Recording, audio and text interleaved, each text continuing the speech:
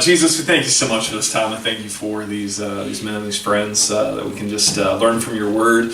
Would you help me be clear? Would you help us just to be open and just be able to just converse about your word, God? We're so grateful that you have inspired men to write thousands of years ago, but that it's still relevant to our lives today. Would you help us to see just how powerful you are, Jesus, and may that impact us forever. And so we pray all these things in your name. Amen. All right. So as we start out, what was your favorite cartoon? Or see, for me, it was Saturday morning cartoons growing up. Some of you the same. Maybe Seth. TV. YouTube. our millennial. So, what was your favorite cartoon growing up? Foghorn Leghorn. Foghorn Leghorn. All right. Anybody? I don't have a favorite cartoon. I hate cartoons. Roadrunner. What was your favorite show? Did you like a show? Old Yeller. That's a true story. That explains the therapy. Old Yeller. All right. He wore the tape out on Old Yeller. That was back in the days of VHS tapes. He wore it out. So back in the day, there was this thing, this big piece of plastic. Come on, man. And so, all right, Billy, did you hate TV in general or just cartoons? Cartoons. So what was your favorite show? I don't know. Whatever was on Saturday. Something fixing cars. Saturday morning. Something fixing cars. I did watch a lot of that. That's like a 6-year-old watching This Old House on PBS. When you would watch them and then they'd do them over again so they go 2 hours and they go 2 hours on repeat. Oh, nice. Yeah, so now we know what happened with yours. So this is about to get really revealing for me if you pick his example. One of my favorite shows was actually He-Man.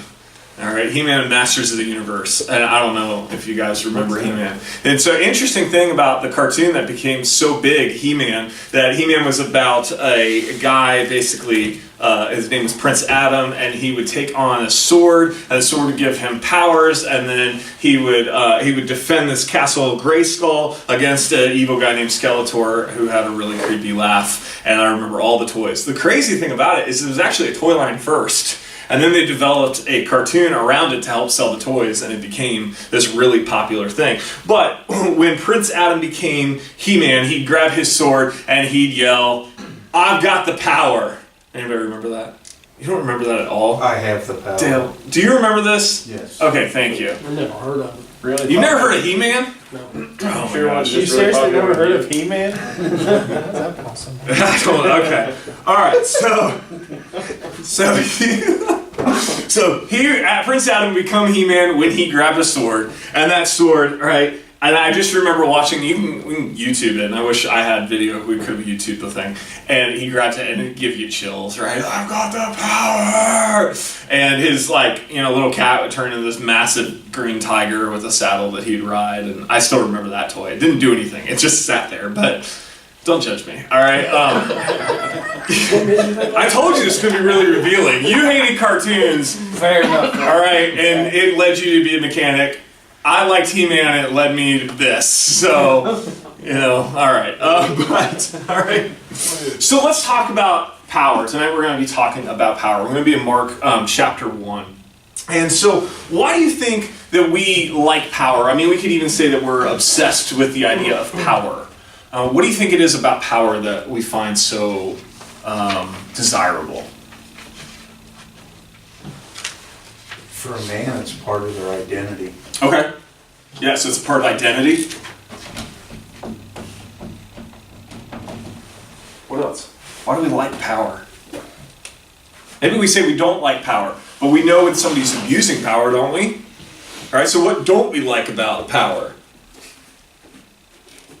It's abused. When it's abused, all right? And it's one of those where, I couldn't define it, but if I saw it, I know it. Kind of things, and we don't like it when it's exerted over us. We like the power to make decisions, to be in control. Maybe it's a control thing that we like.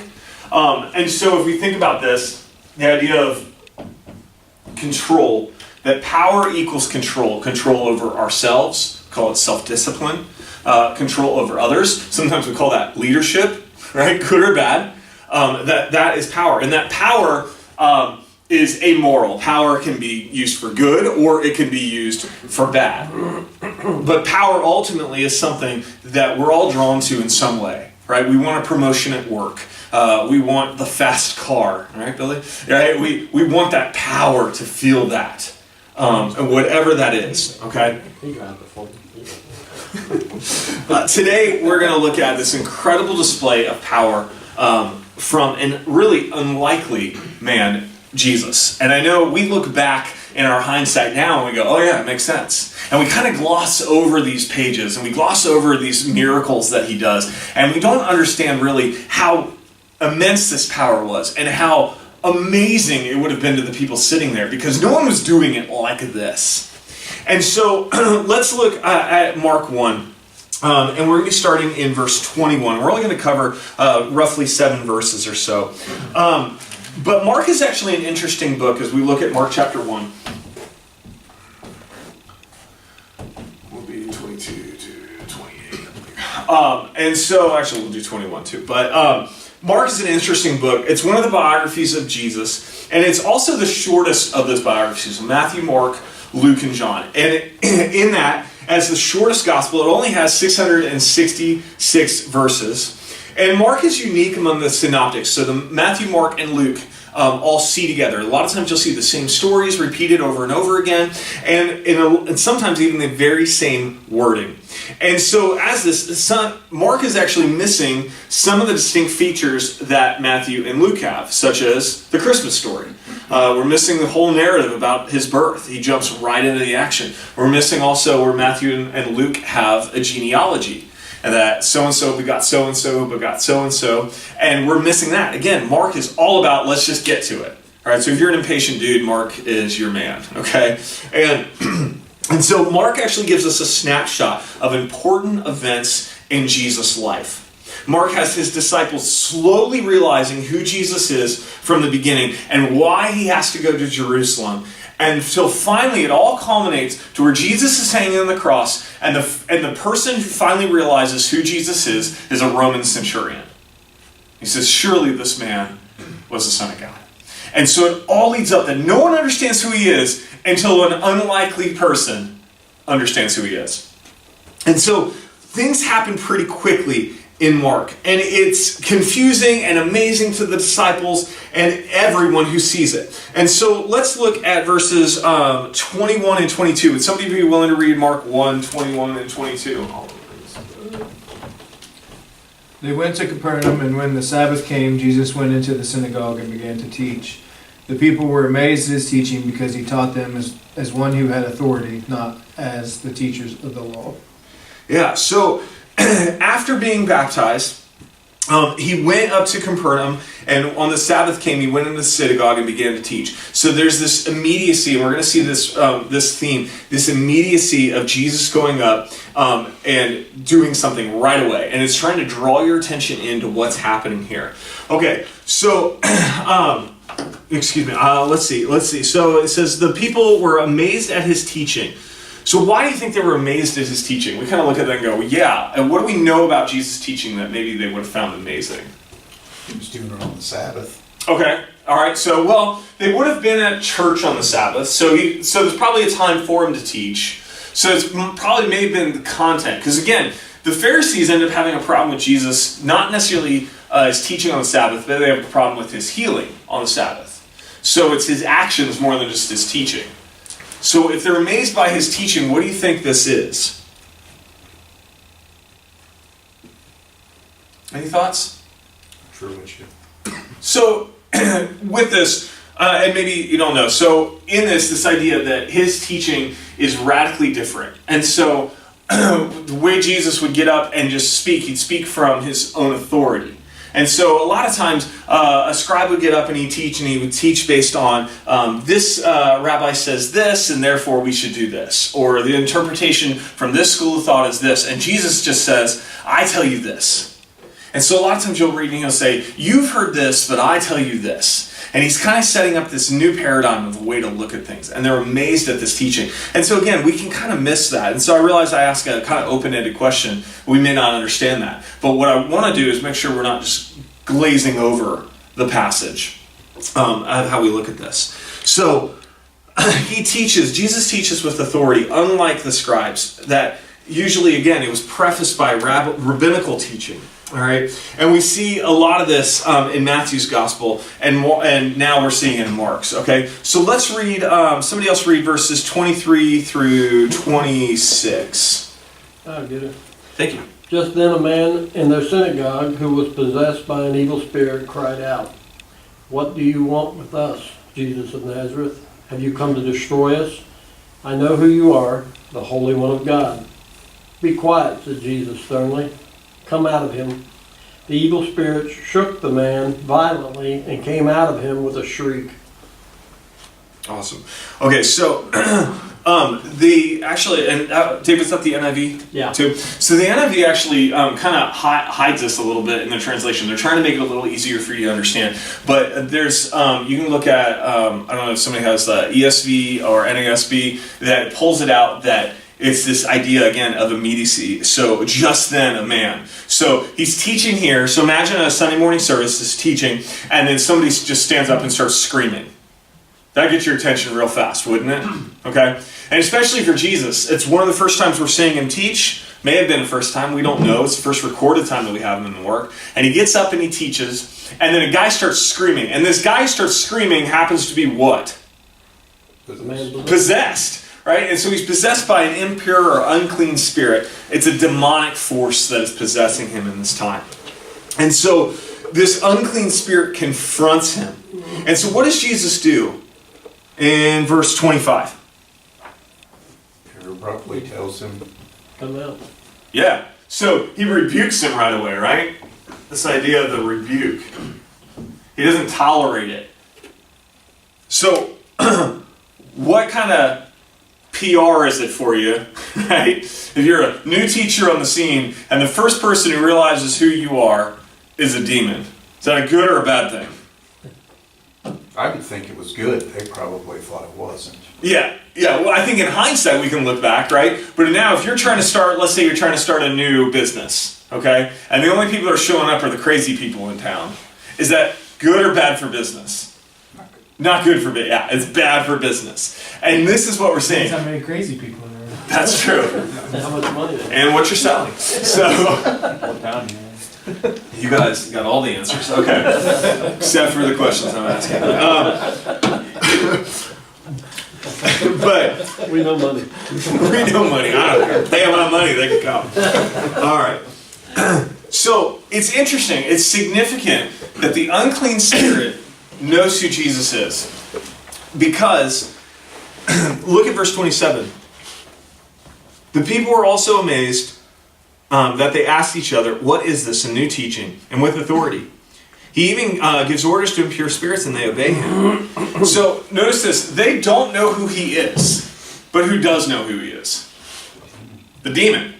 All right. So you have an unlikely source, right, talking to what should be considered an unlikely power, and that this really comes down to that's a clash of power. That there's a clash of power happening here. And it's such a small section of Scripture. And we can move over it really fast, but keep in mind, no one knows who Jesus is, except for who? The demon. The unclean spirit at this point knows who Jesus is. All right. This is, again, a pretty big theme. So he tells him what? Verse 25, immediately. What are his first words? Be quiet. Be quiet. So he silences him, okay? And so we actually see this theme over and over and over again in Mark. And we see this theme arise and develop that where people figure out who Jesus is, and he tells them to be quiet. And it's referred to as the Messianic secret. So Messiah, Messianic secret. That Jesus says, be quiet. It's not time yet for people to realize. Because again, for Mark, where do people finally realize who he is? On the cross. Right? His mission is not fully understood until cross and resurrection. Before that, you're going to misinterpret what's going on. So, shh. Right? We'll heal somebody, but shh. Demon speaks out. Be quiet. It's not just be quiet because of what he's saying. It's be quiet or because he's speaking out. It's quiet because of what he's saying. And what is he saying?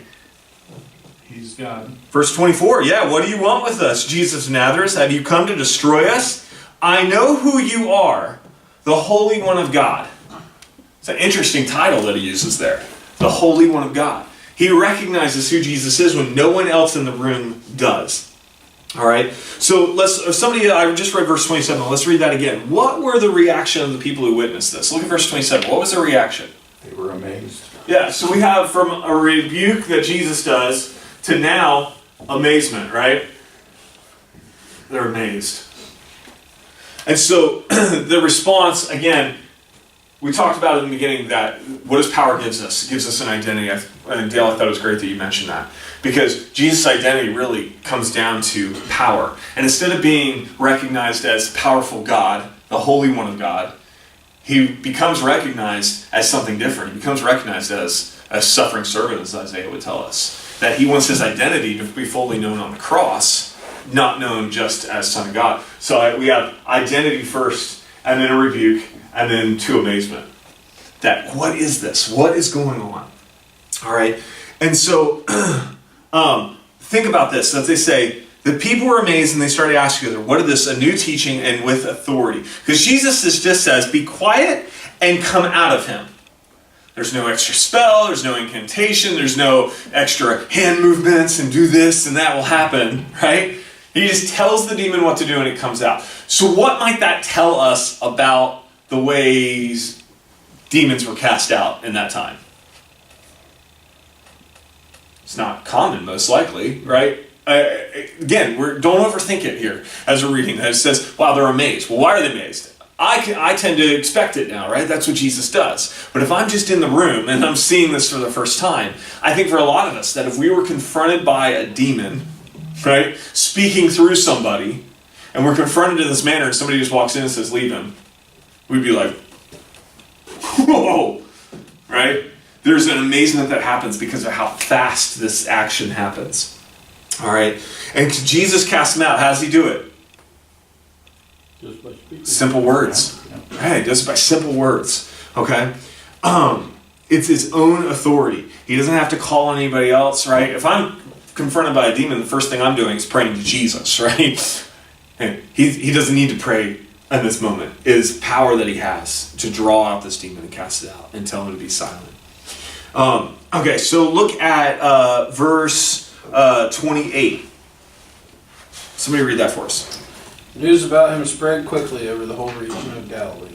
Yeah, and so again here, the NIV kind of suppresses this a little bit, just for clarity's sake, but there's this idea that says, at once this happened, right? At once this happened. That, again, this immediacy of what's going on, drawing attention to it. So we're drawing attention. What happens here?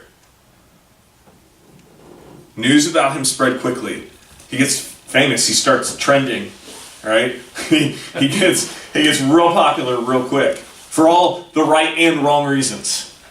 There's no TV. There's no radio. There's no movies to go to. He's the show in town. He shows up, you go. And now you find out too later on he starts feeding people, right? So you get dinner and a show to show up to see just what's going to happen. And this is where Jesus starts now teaching. Later on, he starts teaching some really difficult things, and people are like, I'm out of here, right? Food was that great, thank you, I'm out. And so the reality of this is that the fame starts to spread quickly, but it's not just seeing the fame that matters, it's recognizing who Jesus is. Back to his identity, and recognizing who Jesus really is, all right? So when this news gets out, his fame begins to spread. And so in this, I keep bringing back to our attention this idea of immediacy, at once, the things that are happening right away. Why do you think, again, and I kind of alluded to this, I said that we're focusing on that, but why do you think it's so important that Mark would say it over and over again? That immediately this happened, or at once this happened?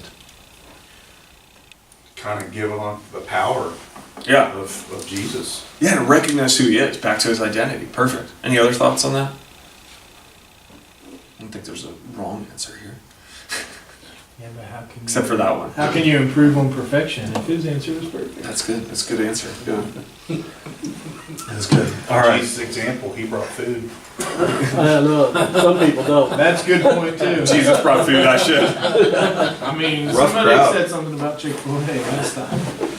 Several people did. So, why do you think? Obviously, Mark can draw back on all. So, Mark most likely is a follower of Peter, and Mark is actually capturing Gospel. Mark is capturing Peter's memories of what happened. So, there's a lot that happened in the 3 years that Peter walked with him. Why do you think Mark started with this? That this was the first power conflict. Why? Why do you think he started here?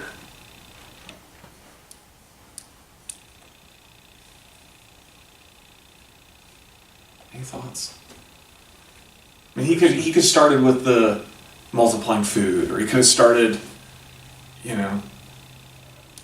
raising somebody from the dead. There's a lot of cool stories that happen, right? Maybe it's a pre-telling of who will be victorious. Okay. Yeah. A little foreshadowing, maybe. Yeah. Why not start from the beginning of when he started his ministry? Okay. Yeah, I guess I would argue that we don't know exactly if that was the first. It's just where he starts, right? So, yeah, it's hard to say. I think it's interesting to think, if we think about this idea of power, and we think about that Mark and who he's writing to, most likely would have been Romans that have become Christians, and that the Roman culture would have looked at a guy in some podunk wasteland who was nailed to the cross and died, and they're claiming was raised. How shameful it is to talk about that and to follow him. And he says, look, you think Caesar has power. You think these gods have power. You don't know power. You don't understand power like I know power. And so it's interesting as we think about that if he would focus on Jesus' power, that if the Roman church was being marginalized, if they were being, persecuted, that they were being cast out of their jobs and their workplaces and with their friends and family because they're choosing to follow Jesus, and bring shame and says, look, there's no shame. The real person who has power is Jesus in this moment. And to understand that. That if he can cast out demons with just his words, certainly death couldn't stop him. So Jesus silences and casts out the demon who confronted him in the synagogue at Capernaum, and it resulted in the crowd's amazement at his authority and his fame spreading. So he casts out the demons in the synagogue, the demon in the synagogue, and they are amazed at this authority, his teaching. All right, so I'm going to give you some implications, and I gave you a handout here that I want you guys to look at. And I wanted to make something here, and we kind of walked through some of this already, whether we knew it or not. So you have this handout that who, where, what, no particular order of that. Some key themes and list key words. And so when you are looking at a passage, I want to give you something to help you in your study on your own, not just specific to this. That you want to go through this. So who's speaking? So in our story, who's doing some of the speaking? Jesus. Yeah, so we have three main characters, if you will. You have Jesus, somebody else speaks, the demon, and one other, it's a group, the people, right? So three people are speaking in this, all right? So so look at those main characters. Who's speaking? What actions are happening? So you would list them, those main characters of what's happening. And then where's the story taking place? All right? Is it taking place in a home? Is it taking place in a synagogue? Is it taking place in the country or city? Is it taking place in a small town or by the ocean? All these things play in to who he's speaking to, and maybe how many people are there. Synagogue, it's different crowd than the 5,000 people plus who are gathered on the mount. So we can look at that. Where? Then what? What are some of the highlights of the action in the text? So we know we have a 3-people group, where it's happening, synagogue, and then finally what? What is happening? Jesus is teaching, they cast out, and then he casts out, the demon confronts him and he casts him out. Okay? So we have that. And then through that, some key themes here, or key words. So key themes, we talk about, again, there's 3 boxes, but it may not always be 3. We're talking here, this idea of identity, power, authority. Those are kind of those key themes. List of key words. It depends. This is where multiple translations sometimes good when you're studying. For me, in mine, it's the immediacy or at once, those kind of things that pop out. Repeated words a lot. So you list those kind of things out in there. And then you pull, so that's kind of the microscopic view. Then you kind of pull out even further. And now you want to go back. So that's a circled arrow back. And you would think about it for the whole book. So who's writing the book and to whom is it being written? Where is it being written to? Who's receiving it? What's going on? And that's the what. What is happening in their context? So we know who. It's Mark writing to most likely Roman Christians. Where? Most likely Rome. That's where Roman Christians are. And then what's happening in their situation? Persecution, most likely, and being marginalized, things like that. And then throughout the whole book, now we have a list of keywords or a list of key themes throughout the whole book. Okay? So once we understand that, we can start to break down that this passage is about. And that I would say that this passage is about that no matter what happens, Jesus has the power. No matter what happens, Jesus has the power. I hope that this is helpful for you in studying as you're thinking and processing through some things. And so once we understand what this passage is about, then we can say, from this, I can learn and or do what? There's something I can do. And now, what are a few applications? So it has one meaning and multiple applications. All right? So it meant this. Jesus had the power. Now, how does that apply in my life? And so I want to give you guys just a few here. That Jesus has power over all things. That Jesus has power over all things. We see that he has power over water, to walk on it or turn it into wine. Right? He's got power over demons. Later we see he has power over nature. He has the power. And in this, what does he have power over in our lives? What have we given him power over? God's power is always on God's timetable. God's power is always on God's timetable. And I love this, that I doubt that the humanity of Jesus as he walks in the synagogue says, I'm going to go there so a demon can confront me and I'll make this happen.